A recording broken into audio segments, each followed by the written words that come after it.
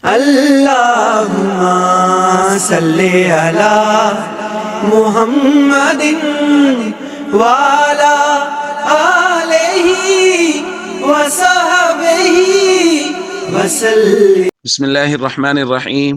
عن ابن عباس رضی اللہ تعالی عنہما قال رأيت النبي صلی اللہ علیہ وسلم فيما يرى النائم بنصف النهار وهو قائم اشعث اغبر۔ الحدیث رواہ احمد۔ ابن عباس رضی اللہ تعالیٰ عنہما بیان فرماتے ہیں کہ میں نے دوپہر کے وقت خواب دیکھا، نبی کریم صلی اللہ علیہ وسلم کھڑے تھے اور آپ صلی اللہ علیہ وسلم کے سر کے بال بکھرے ہوئے اور غبار آلود ہیں۔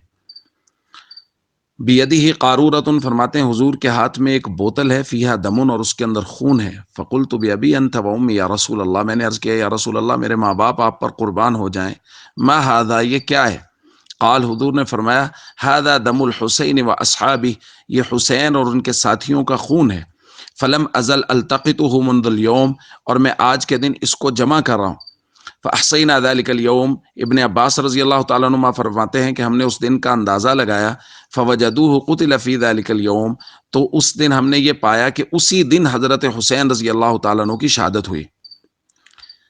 دوستو، کائنات کا اس دور کا، اس زمانے کا سب سے پاکیزہ خون تھا جو کربلا کی وادیوں میں بہایا گیا، اور حریت کی داستان رقم کی خانوادہ رسول صلی اللہ علیہ وسلم نے میدان کربلا میں، اور امت کو یہ درس دے گئے کہ حریت کی داستانیں اس طرح رقم کی جاتی ہیں۔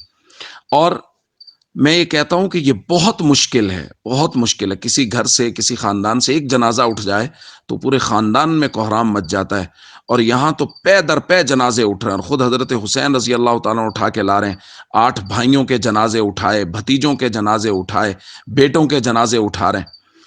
تو یہ ایک عظیمت ہے، اور ایک عظیمت کی داستان اور تاریخ ہے جو انہوں نے وہاں رقم کی ہے اور امت کو درس دیا، اور خاندان رسول ہی کا یہ ورثہ تھا، اور ان کے توسط سے یہ امت تک چلا ہے کہ اب امت کے لوگ اس طرح کی قربانیاں دے رہے ہیں۔